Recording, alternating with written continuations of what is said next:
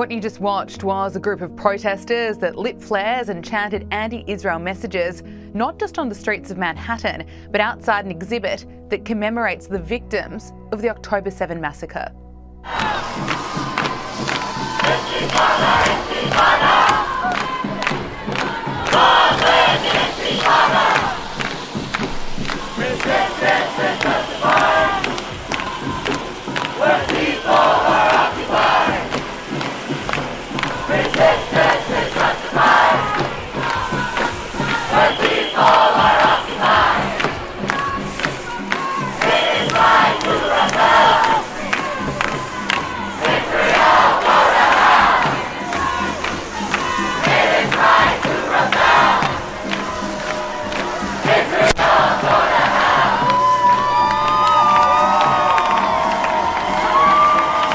During the rally, protesters clashed with police and chanted anti-Semitic messages. Hey folks, we don't put this thing out, we're going to get you out of here. You're going to have to leave this area.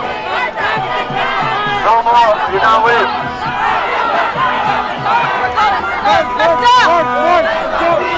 Let's go. Guys, we're going to start marching. Let's stick with it.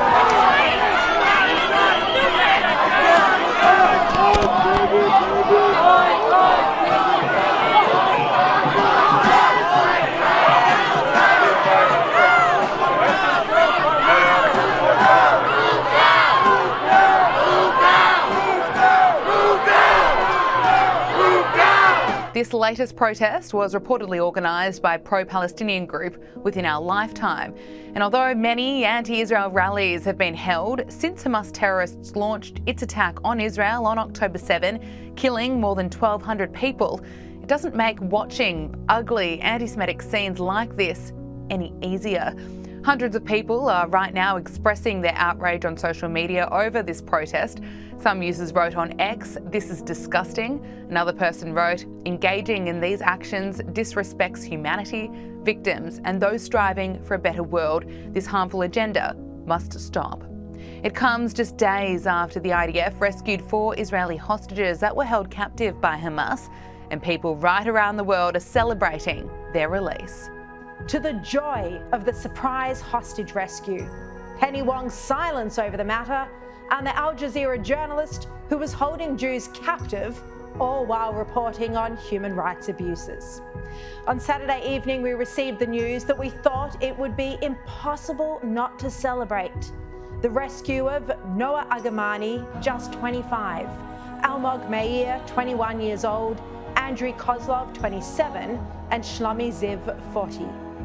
Yet there has not been a word of joy or any welcoming the news from Penny Wong. For 8 long months, there'd been no news of these hostages, and there were grave fears for their lives. Who could ever forget Noah Agamani's face as she was ripped away from her life as she knew it and forced onto the back of a motorbike while her boyfriend was held at gunpoint. The 25-year-old screamed, "Don't kill me," as she was kidnapped.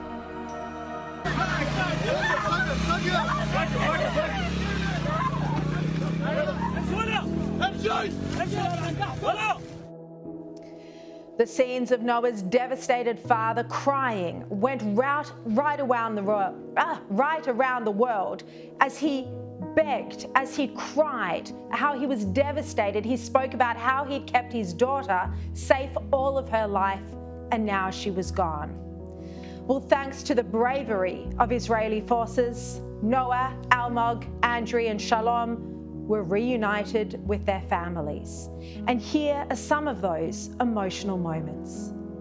Oh dear.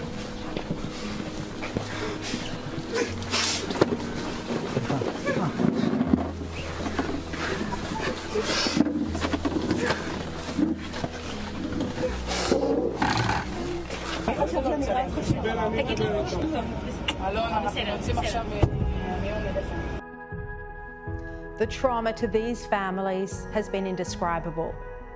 But where were 3 of these hostages hidden? In the home of a Palestinian journalist who'd written for Al Jazeera and the Palestine Chronicle. Here was Abdallah Al-Jamal's profile on Al Jazeera.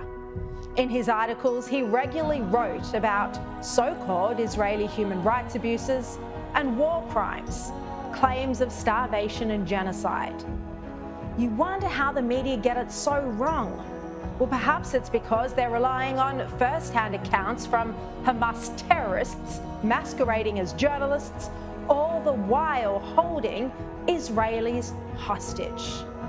Al-Jamal's home was in the Nuseirat refugee camp. That's where Hamas and Palestinian civilians were hiding these innocent hostages, inside a refugee camp. And the refugee camp has been run by UNRWA, the United Nations Relief and Works Agency. So what responsibility does the aid agency have here? And why is Australia still sending millions of dollars to UNRWA? And why didn't the Red Cross, UNRWA or any other agency visit Noah and the other hostages despite them being held captive inside a refugee camp?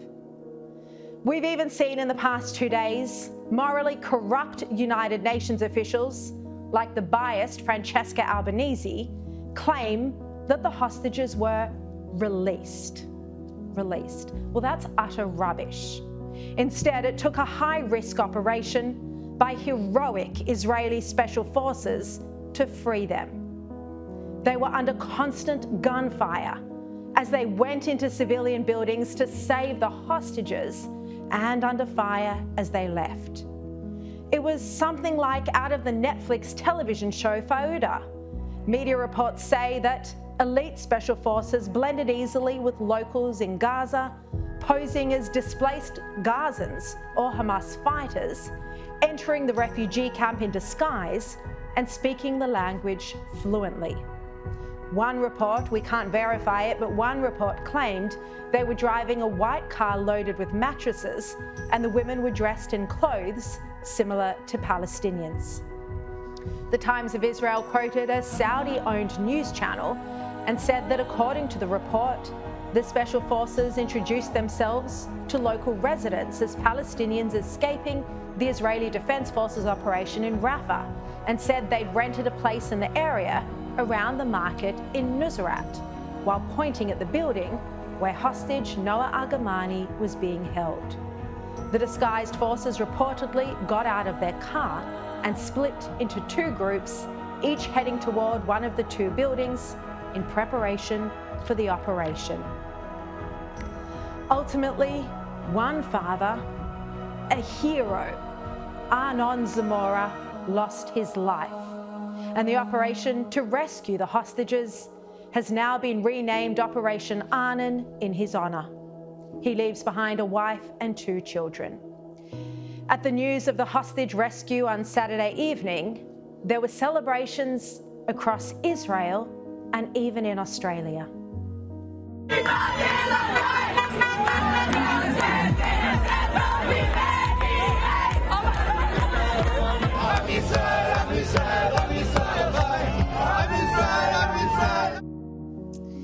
I thought it was strange that there was no statement or tweet from Australia's Foreign Minister Penny Wong celebrating the release of the hostages. It's a point the Daily Telegraph made on the weekend.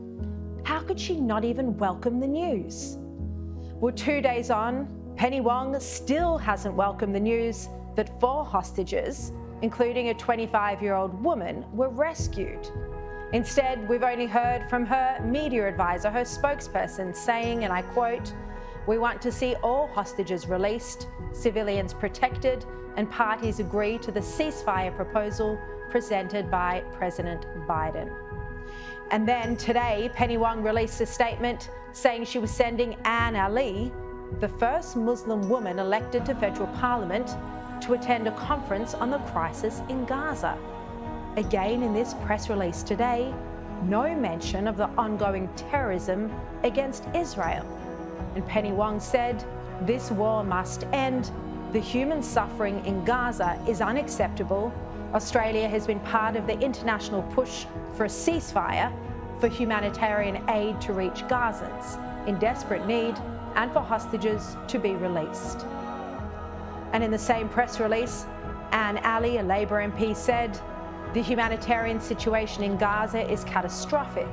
Over 1 million Palestinians are facing catastrophic levels of food insecurity, and around 1.7 million people have been displaced, many several times over. Humanitarian access remains grossly inadequate. No mention there of the need to destroy Hamas, the need to stop the terrorism against the Jews, or demand the immediate release of the hostages.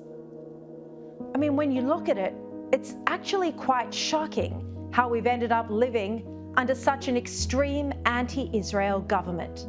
I mean, how did we end up with a foreign minister who can't express any joy at the extraordinary rescue under constant gunfire of 4 hostages, including a woman whose image went viral for the way that she was brutally captured on October 7? Well, it's worth reminding Penny Wong that Hamas and the Palestinian civilians holding these hostages could have released them at any point over the past 8 months, but they chose not to. If Hamas freed all of the remaining 120 hostages right now and surrendered, the war would be over. There would be no crisis in Gaza or in Israel. It's curious, there's so little pressure by the Albanese government on Hamas to release the hostages and end the war. Instead, the pressure is overwhelmingly on Israel for daring to bring their innocent people home. The world's youngest hostage, baby Kafir, was taken when he was 9 months old, along with his 4-year-old brother Ariel. They vanished into the depths of Gaza. Yet, given what we've just seen with the case of Noah Agamani and the others, there will be Palestinian families and possibly aid workers and possibly journalists who know where they and the other hostages are. We cannot rest, we cannot give up until baby Kafir and his beautiful family are brought home. To give up on all of these innocent families would be like leaving 120 people in a concentration camp. No one would dare suggest such a thing. And no one should dare suggest that we leave behind hostages now. Now, Penny Wong, who has visited Yad Vashem, the Holocaust Museum in Israel, should think twice before demanding of Israel an immediate ceasefire until all our hostages are home safe.